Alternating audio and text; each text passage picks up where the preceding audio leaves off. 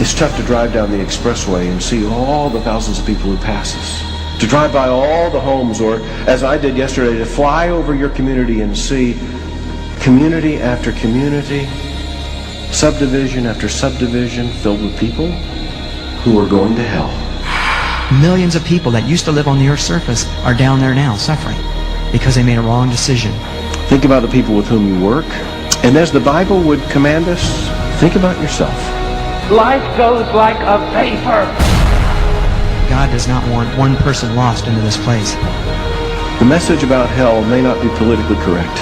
It may, in this day of postmodern confusion, be something that creates bad public relations. But it is essential to understanding why Jesus came and what Jesus did and why it matters.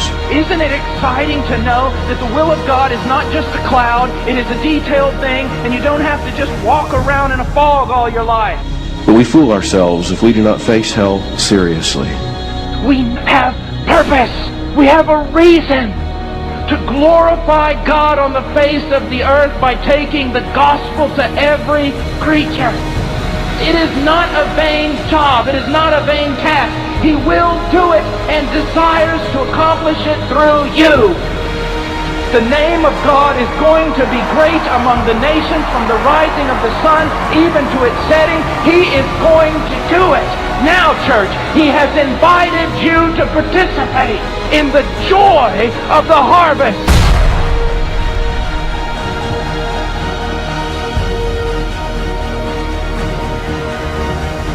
What a day it will be for those who left houses and lands and this and that and everything to serve their Lord on the foreign field. And what a day it will be for those like you who helped put them there.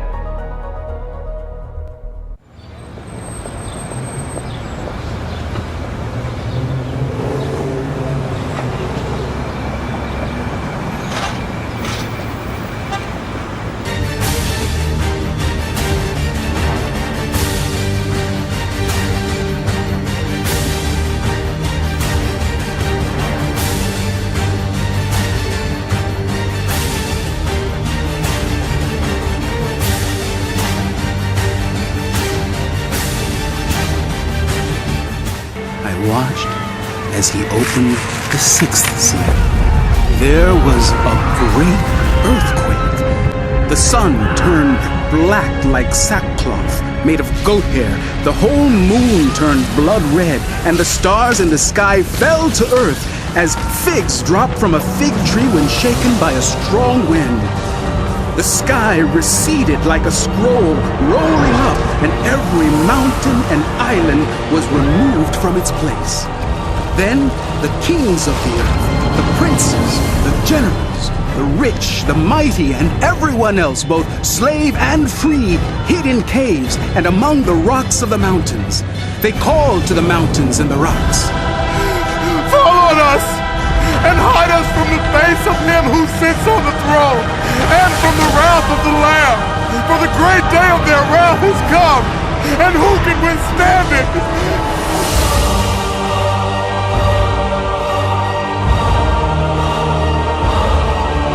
When the Lamb opened the third seal, I heard the third living creature say, "Come!" I looked, and there before me was a black horse. Its rider was holding a pair of scales in his hand. Then I heard what sounded like a voice among the four living creatures saying, 2 pounds of wheat for a day's wages, and 6 pounds of barley for a day's wages. 1929. The financial house of cards collapses, and the overinflated stock market plunges into a Great Depression. A financial panic grips the world.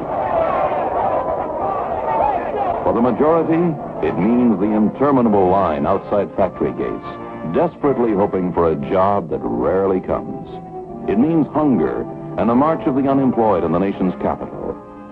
With acute domestic problems, America would now isolate herself more than ever from the international scene. It started in America, but practically overnight an economic blizzard swept the world. In Japan, France, Britain, always the unemployed, the soup kitchens, the grinding poverty, and the despair.